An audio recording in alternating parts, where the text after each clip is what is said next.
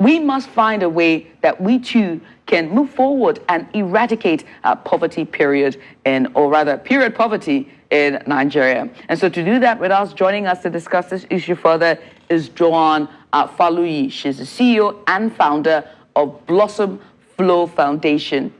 Joan, you're welcome to the program. Welcome, Joan. Welcome. Thank you so much for coming on. And first, can you tell us more about, the impact of period poverty on young girls and women from your perspective here in Nigeria?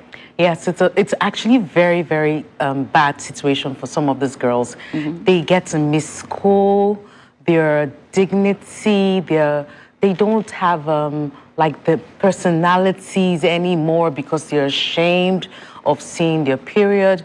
And they also get to face pain. Different women, different situation when it comes to period. So they don't have people to talk to, medical facilities they don't have clean water, they don't have access to sanitary pad. It's a whole long list of things that happen to these girls. Well, I mean, in your work, what strategies have proven most effective in addressing, period poverty in, for example, your community and all the work that you've been doing with your foundation? Education. Educating the girls. Sometimes they do not know what they're facing. Like the last outreach we went to at the University of Lagos with the STEM girls, and we asked the question, and asked them, how many of you are ashamed to see your period? Everybody looked at like nobody. Everybody said nobody, I said, okay, that's very good. How many of you go to the stores to buy sanitary towels? They all raised up their hands, stores or corner stores. And I said, how many of you asked for a black nylon bag? Game changer there. See, then a lot of us do not realize that we have shame. So when that question popped up, it got them thinking, and some of them says that even if it was a guy selling the sanitary towel, they'll look for a girl.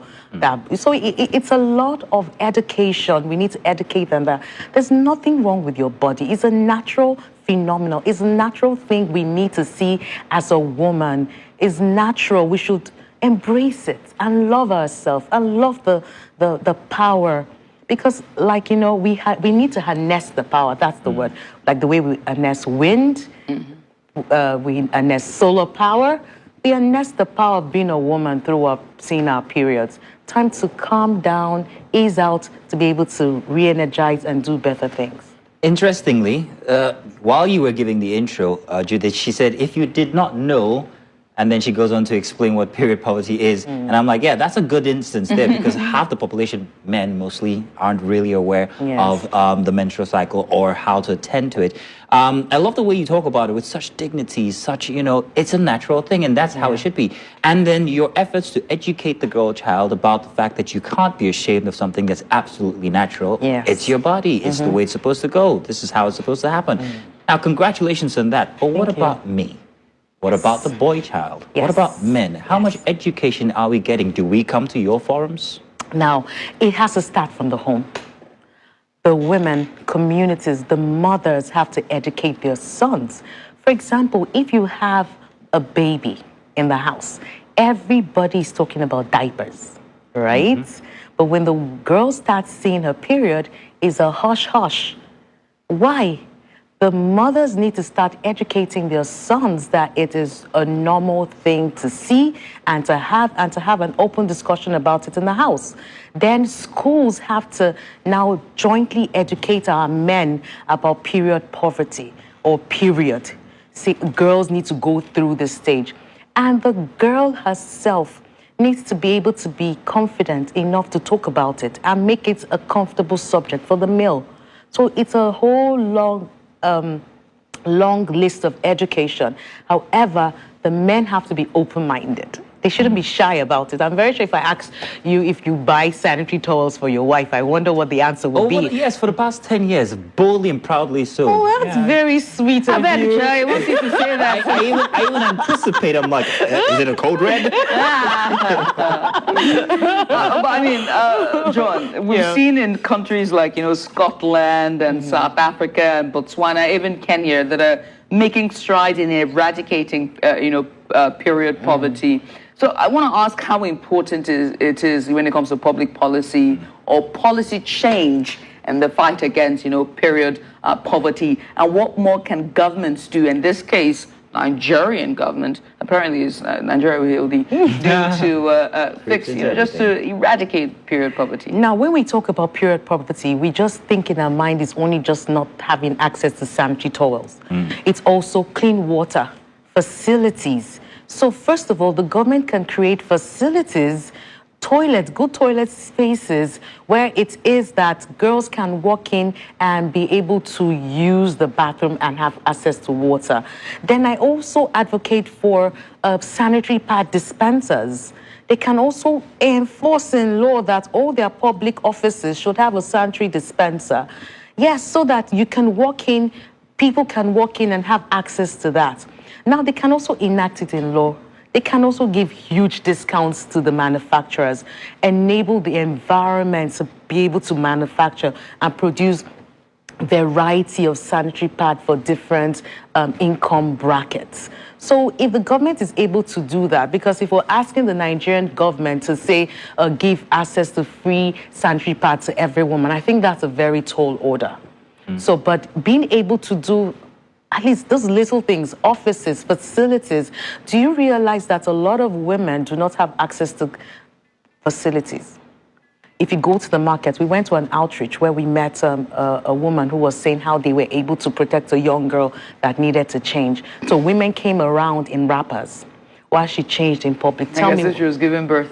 There's no privacy in that. But if there was a good toilet with water, she will go into that toilet and do what is needful. So the government needs to... I want to jump on that before you go too far. Now, when you talk about these inconveniences that women go through each month, it's not just a policy thing.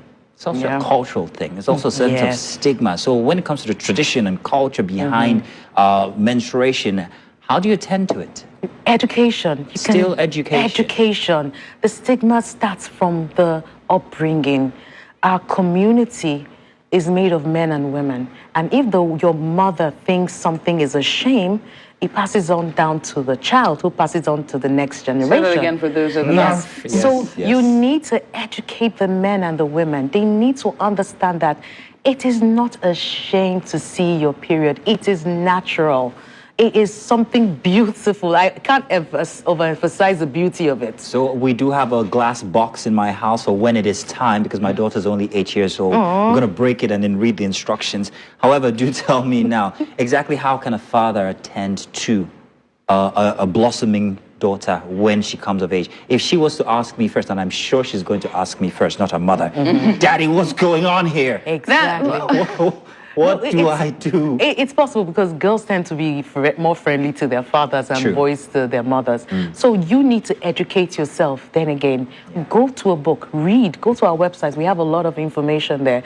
Read about the first stage of period, what the girl has to see and know, what she will have to go through.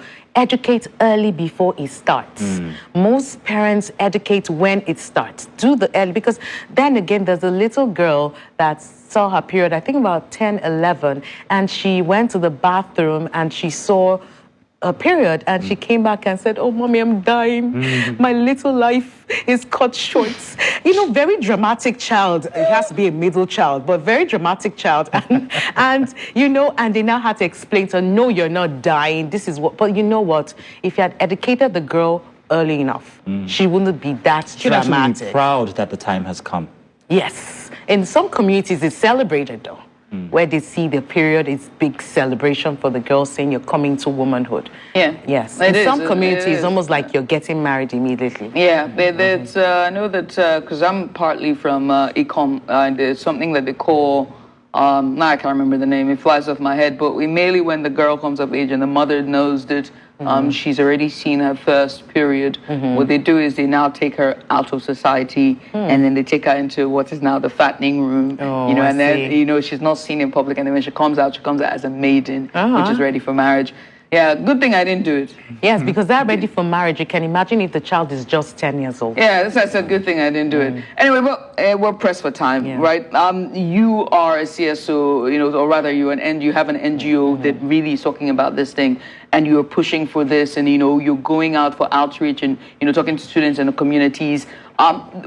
What about, I want you to speak to communities and government officials and those who are in power, as well as, FMCGs, companies, how best that they can work together collaboratively to end, period poverty. Yeah, the key word is collaboration. You said that really right. Because if they're able to collaborate, government actually collaborates with NGOs, because the government can't do everything themselves. Collaborate with NGOs. Companies work with NGOs. Companies make it intentional in their CSR to be part of the movement. That will be very beautiful in order for them to make sure that every girl deserves a peace by giving her peace of mind, by giving her a sand-free towel, by giving her education. You have more bolder girls that will be very, very good in their work or whatever their endeavor they have chosen. So I think government collaboration is highly, highly recommended and key. Yes. Well, Joan, many thanks for coming on. Thank Appreciate you. for Thank doing you. this with Appreciate us. this. I am so excited about this conversation that we've Thank had. you. And I do hope that everyone is watching and listening as well. So to all the government officials, to CSOs and NGOs, I think it's high time that we start to make this important in terms of, priorities. I know that there are NGOs, or rather companies and private companies whose CSO or CSR, I beg your pardon, is completely different. But maybe steer more into, hygiene and also finding ways to reduce, poverty when it comes to period health. But again, Joan, thank you so much. Thank you for having coming me. on. Thank you. And that's Joan Faluyi. She is the CEO and founder of Blossom Care. Hopefully I get that correct. Blossomflow. There we are. Blossomflow Foundation. Thank you again for coming on.